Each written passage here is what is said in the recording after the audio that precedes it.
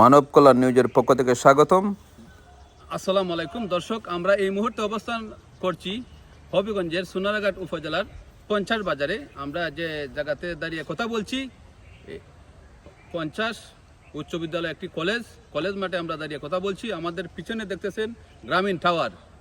তো এই এলাকার যারা বাসিন্দা স্থানীয় আছেন তারা বলতেছেন যে তাদের অনেক দাবি, যে এখানে শুধু গ্রামীণ একটি টাওয়ার রয়েছে, এই এলাকায় অনেক বাংলা লিঙ্কের গ্রাহক রয়েছে, এয়ারটেলের গ্রাহক রয়েছে। তাদের দাবি হচ্ছে যদি বাংলা লিঙ্ক অথবা এয়ারটেলের আরও 2টি টাওয়ার হয় তাহলে এই এলাকায় 15-20 হাজার মানুষ বাসিন্দা বসবাস করতেছেন, তারা এই এয়ারটেল এবং বাংলা লিঙ্কের সুযোগ সুবিধা থেকে বঞ্চিত, তারা এই সুযোগ সুবিধাটা পাবে। তো অনেক এয়ারটেলের বক্তব্য রয়েছে, অনেক বাংলা লিঙ্কের গ্রাহক রয়েছে।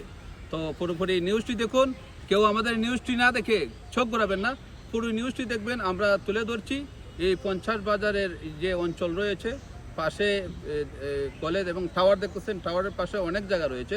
এই টাওয়ারের যে জায়গার মালিক তার নাম নূর আলম জাফরান, তার সাক্ষাৎকার নিয়েছি, তার ভিডিওটি এবং তার কথাগুলো শুনবেন এবং পুরোপুরি নিউজটি দেখবেন।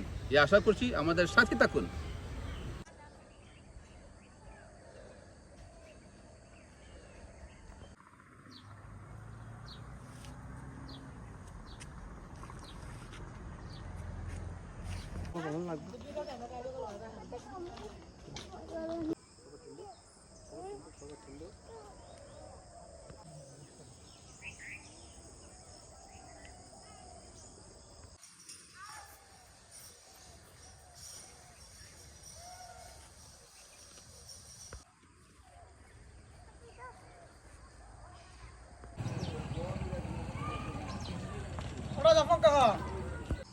টাওয়ারের সাথে এদের জমি কিনতে চাইলে কোম্পানি করতে চাইবো।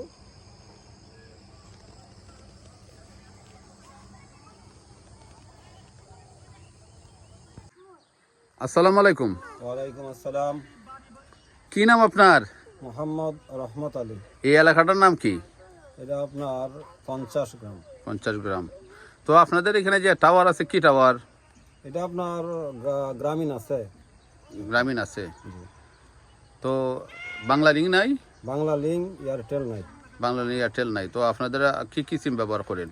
আমরা আপনার বাংলা এই গ্রামীণ ফোন ব্যবহার করি, গ্রামীণ সিম যেটা। হ্যাঁ, আর কিন্তু কি? আমাদের এখানে আপনার বাংলা লিঙ্ক এয়ারটেল নাই। তো এই দুইটা হইলে আমরা জন্য ভালো হইতো।